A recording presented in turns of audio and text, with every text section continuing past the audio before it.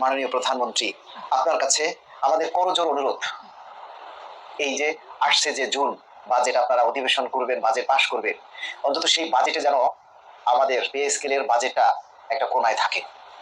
আমরা সরকারি কর্মচারীরা যদি একটু ভালো থাকি, আপনারা ভালো থাকবেন, রাষ্ট্র ভালো থাকবে।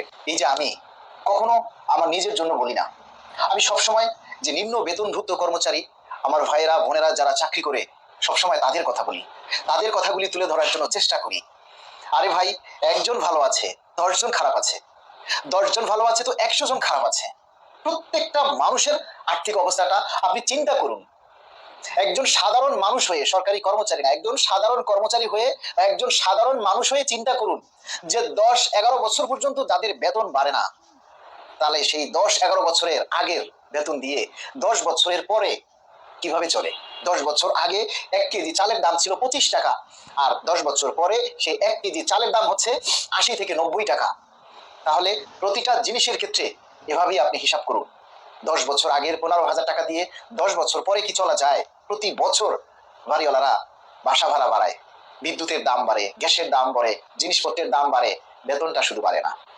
এই পে স্কেলটা হলে সরকারি সেক্টরগুলোতে অনেকাংশে দুর্নীতি কমে যাবে। কারণ যারাও, যে সকল কর্মচারীরাও একটু এদিক সেদিক করে পেটের দায়, অভাবে তাড়নায়, কর্মচারীদের যদি অভাব না থাকে তাহলে এই কাজগুলি কেউ করবে না, কারণ এটা অসম্মানজনক কাজ। দুর্নীতি করা, চুরি করা, ঘুষ খাওয়া বা ফাইল আটকিয়ে টাকা খাওয়া, কাউকে জোর জবরদস্তি করে তাদের কাছ থেকে কিছুটা আদায় করা, এটা একটা অসম্মানজনক কাজ। এই কাজগুলি কেউ করতে চায় না মাননীয় প্রধানমন্ত্রী। আপনি এই বিষয়টা একটু বোঝার চেষ্টা করুন, একটু অনুধাবন করুন যে 11টা বছর কর্মচারীদের বেতন বাড়ে না, 11 বছরের আগের বেতন দিয়ে কিভাবে 11 বছর পরে এই ঊর্ধ্বগতির দ্রব্যমূল্যের বাজারে মানুষ কিভাবে টিকে থাকবে, আপনি একটু বলুন। এই বিষয়টা নিয়ে আপনি একটু চিন্তা করুন। আপনি তো অনেক কিছু নিয়ে চিন্তা করছেন মাননীয় প্রধানমন্ত্রী।